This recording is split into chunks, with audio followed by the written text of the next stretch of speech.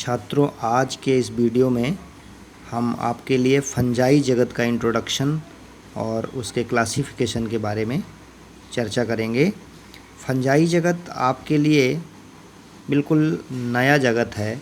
इसमें हम लोगों ने इसके पहले की क्लासों में कभी कुछ ज़्यादा नहीं पढ़ा है। यहाँ पर फंजाई किंगडम को अब हमारे कोर्स में डिटेल में पढ़ने की ज़रूरत है। इसकी पूरी रेंज, कितने प्रकार के कवक हमारे इस जगत में कहाँ कहाँ पाए जाते हैं, किस यूज में हैं, प्रकृति में क्या नुकसान पहुंचाते हैं, क्या लाभ पहुंचाते हैं, ये सारी जानकारी हम लोगों को इस वीडियो में मिलेगी। तो यहाँ पर हम देखेंगे कि फंजाई किंगडम के जो कुछ कैरेक्टर हैं, वो सबसे पहले जो हम लोगों ने इसके पहले भी पढ़ा है कि इस किंगडम के जो जीव हैं वो यूकैरियोटिक होते हैं, मल्टी सेलुलर होते हैं, हेट्रोट्रॉपिक होते हैं। हेट्रोट्रॉपिक माने उनका पोषण जो है विषमपोषी पोषण होता है, स्वयं भोजन बना नहीं सकते हैं। हेट्रोट्रॉपिक में या तो फिर वो पैरासाइट होंगे, या सैप्रोफाइट होंगे, मृतोपजीवी होंगे, या सिम्बायोटिक होंगे, सहजीवी जीवन के द्वारा उनका जीवन निर्वाह होगा। सहजीवी या सिम्बायोटिक का उदाहरण आप लोगों ने इसके पहले लाइकेन कहीं सुना होगा, जिसमें शैवाल या एल्गी और कवक यानी फंजाई, इन दोनों के साथ में रह करके और जीवन व्यतीत करते हैं। इसी तरह से यहाँ पर दूसरा उदाहरण है माइकोराइजा का। माइकोराइजा कुछ बड़े पौधों की जड़ों में कुछ विशेष प्रकार की फंगस लग जाती है और दोनों का सिम्बायोटिक रिलेशन यहाँ पर माइकोराइजा कहलाता है। तो इस तरह से ये सामान्य कैरेक्टर जानने के बाद यहाँ पर हम लोग एक नई चीज़ जानेंगे कि जो कवक है, जो फंजाई है, उसका जो संरचना है, उसकी जो संरचना होती है वो माइसीलियम कहलाती है। यहाँ पर आपको नए टर्म माइसीलियम से परिचित होना है। इनकी जो प्लांट बॉडी है, जो पादप है, यहाँ पर दिखाया जा रहा है कि माइसीलियम क्या कहलाता है। कवक, इसका देखने में कवक तंतु इस तरह से दिखाई देता है। ऊपर वाला जो हम लोग देख रहे हैं चित्र, ये पटहीन या सिनोसिटिक फंजाई का डायग्राम है, और जो नीचे जो देख रहे हैं ये पटयुक्त या सेप्टेट फंजाई का डायग्राम है। इसको अगर हम विकास के दृष्टिकोण से देखें तो ऊपर वाला जो सिनोसिटिक माइसीलियम है ये कम विकसित माइसीलियम कहलाता है, और जो नीचे वाले माइसीलियम को देख रहे हैं ये ज़्यादा विकसित फंजाई में पाया जाता है।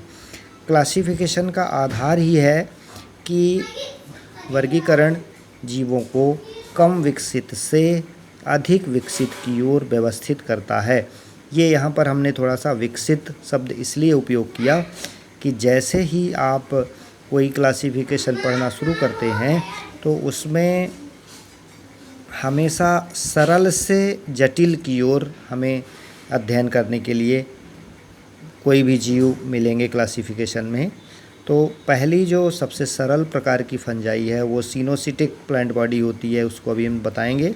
सिनोसिटिक पादप माइसीलियम का ये मतलब होता है कि जब किसी माइसीलियम में सेप्टा या खंड, यहाँ पर देख रहे हैं खंड लिखा हुआ है, सेप्टम लिखा हुआ है, नीचे वाला माइसीलियम बीच बीच में खंड खंड में बटा हुआ है और ऊपर वाला माइसीलियम खंड खंड में बटा नहीं है। तो जो ऊपर वाला माइसीलियम है ये सिनोसिटिक कहलाता है, और नीचे वाला जो कहलाता है ये सेप्टेट माइसीलियम है। इसमें बीच बीच में खंड हैं, खंड को हम सेप्टा कहते हैं।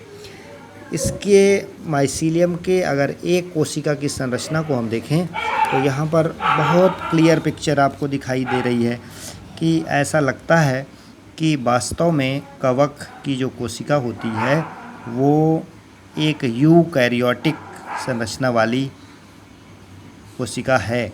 इसमें बहुत स्पष्ट देखने में दिख रहा है हम लोगों को केंद्रक हैं, केंद्रक के साथ साथ माइटोकॉन्ड्रिया हैं, इंडोप्लाज्मिक रेटिकुलम है, लाइसोसोम है, गोल्गी बॉडी है, इसके अलावा राइबोसोम है, सेल मेम्ब्रेन है जिसे हम प्लाज्मा लेमा के रूप में देख रहे हैं यहाँ पर। तो इस प्रकार से जितनी भी एक यूकैरियोटिक कोशिका में संरचना होनी चाहिए, इस कवक के तंतु की एक कोशिका में पाई जाती है। इसीलिए कवक बड़े सरल जीव होने के बाद भी इनमें यूकैरियोटिक कोशिकाएं पाई जाती हैं। यूकैरियोटिक के अंतर्गत ये आते हैं। इस संरचना को देखने के बाद अब हम लोग आते हैं माइसीलियम। जब बहुत सारे तंतु मिलकर के एक जाल बना देते हैं तो इसे हम हिंदी में कवक जाल या अंग्रेजी में माइसीलियम कहते हैं। जब हम यहाँ पर एक तंतु की बात करते हैं, एक सिंगल तंतु की बात करते हैं, तब उसे हम बॉटनी की भाषा में, वनस्पति विज्ञान की भाषा में हाइफी या कवक तंतु कहते हैं। कवक तंतु बहुत सारे जब मिल जाते हैं तो कवक जाल बनाते हैं, जिसे हम अंग्रेजी में माइसीलियम कहते हैं। तो यहाँ पर कवक पढ़ने के पहले सबसे पहले हमें हाइफी और माइसीलियम नाम की संरचनाओं के बारे में अच्छी तरह से क्लियर हो जाना चाहिए कि कवक तंतु और कवक जाल में क्या अंतर है। इसके बाद हम लोग आते हैं अगला जो टॉपिक है कि फंजाई का क्लासिफिकेशन ऑफ फंजाई। तो अभी हम लोग जीव जगत या लिविंग वर्ल्ड का क्लासिफिकेशन पढ़ रहे थे। अब आप देखेंगे कि हमें हर किंगडम का क्लासिफिकेशन यहाँ पर पढ़ना है। इसके पहले हम लोगों ने मोनेरा के क्लासिफिकेशन की बात की, जिसमें आर्कीबैक्टीरिया और यूबैक्टीरिया आते हैं। 2 प्रकार में क्लासिफाई किया गया है। इसी तरह से प्रोटिस्टा के क्लासिफिकेशन की बात की। अब हम लोग यहाँ पे फंजाई के क्लासिफिकेशन की बात करते हैं, क्योंकि अकेले एक टॉपिक फंजाई को पढ़ लेने से अभी यहाँ आप 11वीं के क्लास में काम चलने वाला नहीं है। हमें और डिटेल पढ़ना पड़ेगा कि इस जगत में फंजाई या कवक कितने रूपों में पाया जाता है। तो यहाँ पर जब हम फंजाई का क्लासिफिकेशन करते हैं तो देखेंगे कि इसका जो आधार है वो है माइसीलियम की संरचना और उसमें किस तरह का स्पोर फॉर्मेशन होता है, किस प्रकार के प्रजनन के तरीके पाए जाते हैं। माइसीलियम की संरचना और स्पोर फॉर्मेशन को फंजाई का मुख्य आधार माना गया है। यहाँ पर जैसे जैसे हम फंजाई के विभिन्न प्रकारों को यहाँ पे पढ़ेंगे, उनमें सब में कहीं ना कहीं माइसीलियम और स्पोर का बेस आपको देखने को मिलेगा। तो यहाँ पर 4 पॉइंट दिए हुए हैं, एक के ऊपर नीचे देख रहे हैं। पहला है जो क्लासिफिकेशन फंजाई का जब करते हैं तो इन्हें क्लासों में बांटते हैं, वर्ग में बांटते हैं। फाइकोमाइसिटीज, एस्कोमाइसिटीज, बेसिडियोमाइसिटीज और ड्यूटोरोमाइसिटीज। ये बड़े कॉम्प्लिकेटेड नाम हैं, नाम से थोड़ा सा घबरा रहे होंगे आप। तो बॉटनी या बायोलॉजी जब हम पढ़ते हैं तो ज़्यादातर इसमें लैटिन शब्दों का प्रयोग मिलता है और लैटिन शब्द थोड़े से अपने लिए नए नए होते हैं। तो हमें इन शब्दों को लिखने रटने की आदत बनानी है, समझने की आदत बनानी है। फाइकोमाइसिटीज जो फंजाई का पहला क्लास है, जैसा कि इसके पहले हमने बताया कि जब भी हम लोग क्लासिफिकेशन करते हैं तो सरल से कठिन की ओर जीवों की संरचनाओं को रखा जाता है। फंजाई का पहला जो क्लास है फाइकोमाइसिटीज, इसे हम प्रारंभिक फंजाई या प्रिमिटिव फंजाई कहते हैं। ये इसका जो माइसीलियम होता है वो सिनोसिटिक होता है। इसके पहले आपने देखा कि सिनोसिटिक का मतलब कि कोई भी कवकजाल जिसमें बीच बीच में खंड नहीं होंगे, न्यूक्लियस बहुत सारे होंगे, आपस में एक ही कोशिका के अंतर्गत सभी दिखाई देंगे, तो ऐसा जो कवकजाल होगा वो सिनोसिटिक होगा। तो जो पहला क्लास है फंजाई की, पहली क्लास है जो, वो सिनोसिटिक माइसीलियम और प्रारंभिक फंजाई के रूप में होंगे। और इसके कुछ अगर हम उदाहरण देखें तो राइजोपस, म्यूकर और एल्ब्यूगो। म्यूकर के बारे में हम आपको परिचित कराना चाहेंगे कि हमारे आपके घर में जो अचार के ऊपर फफूंदी लग जाती है वही है म्यूकर। म्यूकर को कहीं और देखने ढूंढने की आवश्यकता नहीं है। जो सफ़ेद कलर की फंजाई होती है वो म्यूकर है। एल्ब्यूगो भी आपको देखने में मिल जाएगा जब सरसों की फसल लगी होती है। कभी आप देखेंगे सरसों की पत्तियों में नीचे की तरफ छोटे छोटे सफ़ेद सफ़ेद स्पॉट लगे होते हैं, जो सरसों में एल्ब्यूगो द्वारा एक रोग वाइट रस्ट नाम का रोग फैलाया जाता है। कभी ऑब्जेक्टिव में आता भी है कि सरसों के वाइट रस्ट को किस रोगजनक के द्वारा होता है, तो एल्बिगो कैंडिडा उसका पैथोजन है, रोगजनक है। और इसी तरह से राइजोपस, तो हर क्लास के कुछ उदाहरण भी हमको याद होने चाहिए।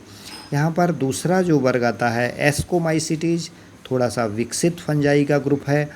एस्कोमाइसिटीज को इस आधार पर क्लासिफाई किया गया है कि ये विकसित फंजाई है। यहाँ बाएं तरफ लिखा हुआ है एस्कोमाइसिटीज और बेसिडियोमाइसिटीज जो हैं वो सेप्टेट माइसीलियम के ग्रुप हैं, माने सेप्टा वाले माइसीलियम होते हैं, खंड युक्त होते हैं।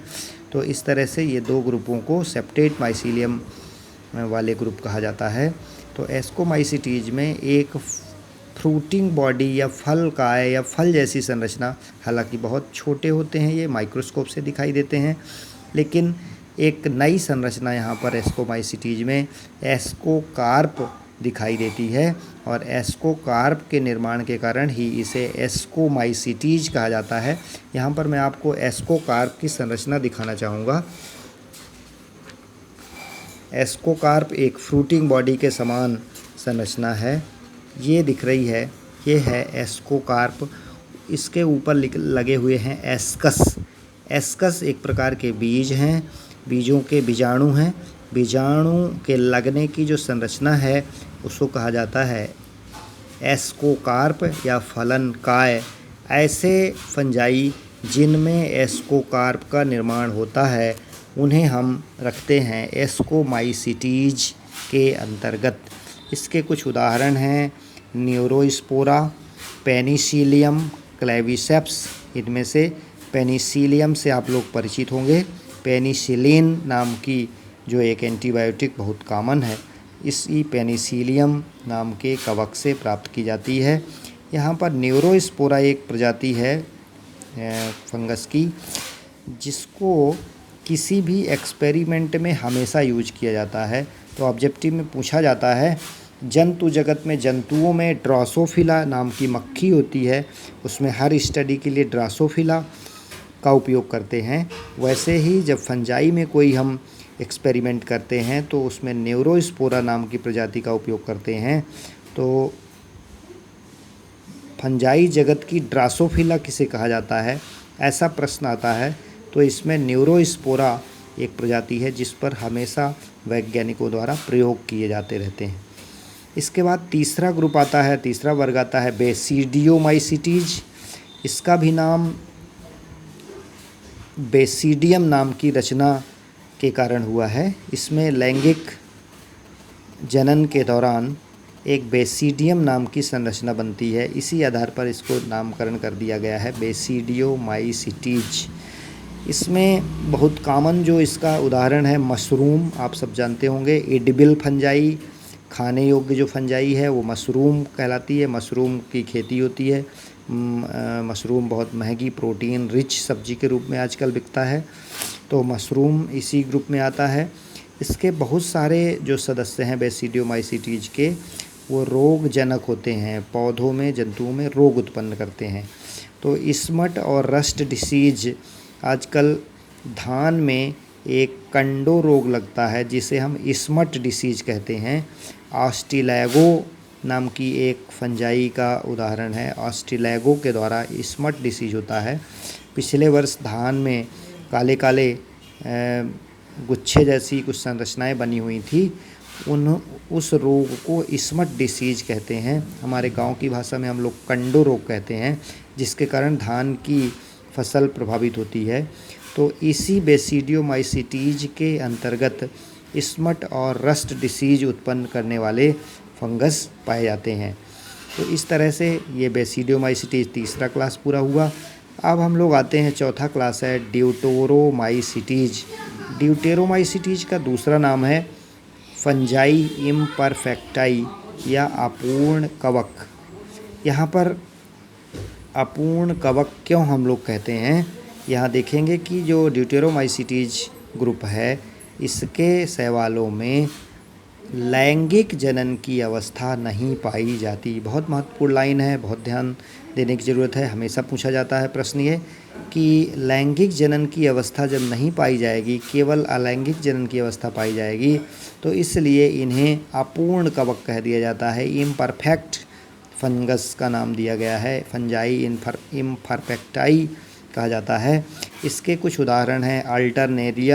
अल्टरनेरिया एक इस तरह का फंगस है जो आलू में रोग फैलाता है। आलू की पत्तियों में रोग लगता है, आलू की पत्तियां सूख जाती हैं, जिससे आलू की फसल प्रभावित होती है। ट्राइकोडर्मा एक प्रकार का कवक है। एक कोलेटोट्राइकम एक प्रकार का कवक है। कोलेटोट्राइकम को आपको पहचान बता दूं मैं कि जो गन्ने में लाल रोग लगा होता है, देखते हैं कि गन्ने के बीच में लाल लाल की संरचना दिखाई देती है, कभी रोग लग जाता है, तो ये कोलेटोट्राइकम जो है वो लाल रोग इसी रोगजनक के कारण होता है। तो इस तरह से फंजाई की ये 4 क्लासें हैं। चारों क्लासों को कुछ ना कुछ विशेषताओं के कारण इनको क्लासिफाई किया गया है। इस क्लासिफिकेशन में यहाँ पर ये भी ध्यान देंगे कि पूरा जो फंजाई जगत का क्लासिफिकेशन है, इसमें हम ये देखेंगे कि सेक्सुअल स्टेज को डिक्रीज के क्रम में रखा गया है। अर्थात जो ऊपर की जो क्लासें हैं उनमें सेक्सुअल और एसेक्सुअल स्टेज दोनों पाई जाती है, लैंगिक और अलैंगिक अवस्था दोनों पाई जाती है। लेकिन जैसे ही हम आगे के क्लास में आते हैं तो धीरे धीरे यहाँ पर लैंगिक अवस्था का ह्रास देखने को मिलता है। तो ये भी एक क्लासिफिकेशन का ट्रेंड यहाँ पर देखने को मिलेगा। इसके बाद फंजाई में आगे हम लोग देखेंगे कि फंजाई के उपयोग क्या क्या हैं। फंजाई तो ज़्यादातर जो फंजाई हैं मुख्य रूप से सैप्रोफिटिक होती हैं। सैप्रोफिटिक का मतलब कि उनमें पर्यावरण को शुद्ध करने के लिए डिकम्पोज करने के लिए गुण होता है। मतलब किसी भी पदार्थ को सड़ा करके उनको नॉर्मल अकार्बनिक पदार्थों में बदल देना। तो ऑर्गेनिक पदार्थों को इनऑर्गेनिक पदार्थों में कन्वर्ट करने का जो मेन काम है, जिसे नेचुरल स्कैवेंजर हम कहते हैं, अपघटक कहते हैं, उसमें फंजाई का बहुत बड़ा रोल होता है। बहुत सारे फंजाई सॉइल में, मृदा में सॉइल की फर्टिलिटी को बढ़ाने के भी काम आते हैं। ये ट्राइकोडर्मा नाम का एक कवक है। यहाँ पर जो ट्राइकोडर्मा देख रहे हैं, हम लोग चने वगैरह की बोनी में इसको मिलाते हैं तो बायोलॉजिकल कंट्रोल ट्राइकोडर्मा के द्वारा कुछ दूसरी फफूंदों को, दूसरे फंगस को नष्ट करने का काम करता है ये।